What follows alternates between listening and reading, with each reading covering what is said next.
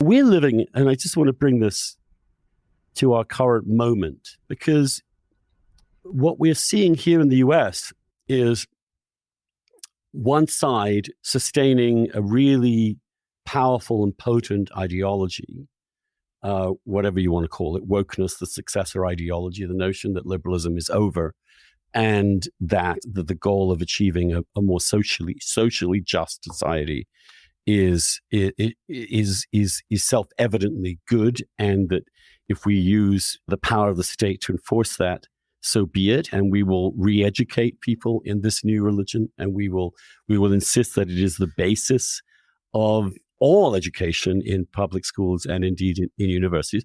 Against that, you're beginning to see the notion, for example, in DeSantis, of creating a Christian curriculum that will actually be insistent upon the glories of the United States and a kind of whitewashed idea of what America can or should be. So you have actually a sort of classic example that we are now going through of a polarized society with two ideologically almost total systems of thought, although I would say the right is less coherent on this than the left right now. And so the goal presumably is for liberals on the left to sort of critique the certainty, the ruthlessness, the intolerance, the zeal. This is another thing that the moderates don't like. They don't like zeal. They don't like fanaticism. Equally, on the right, there's the sense that we cannot succumb to a notion that we are going to change all the curricula too, so it comports to our vision of the world, as opposed to what I consider the position, which is that if a university are actually enforcing ideology of one particular kind, especially one deeply intolerant kind, then it's important for us not to get rid of that, but to counter it within those universities with alternative ideas. That's the sort of moderate approach as opposed to the conservative one. So where are we? Who is the biggest threat to moderation, the left at this point or the right in this country? Well, the answer is in the forthcoming book, in my letters to young radicals. You can't get away with that here. I want the answer now. I will say that the answer is that moderates are homeless, and they are too liberal for conservatives. Their solutions will appear as too liberal for conservatives and too conservative for liberals.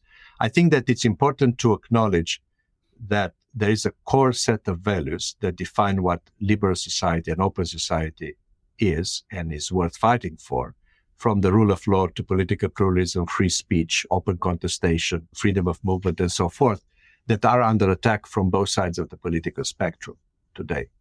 And it's important not to engage in false equivalences, but it's important to speak the truth against both sides. And this is what I've done in the book, by the way, which would really make me politically homeless. But that's not the issue here. The issue is that there are a set of values that are endangered by the left, and there are a certain set of values endangered by the right today.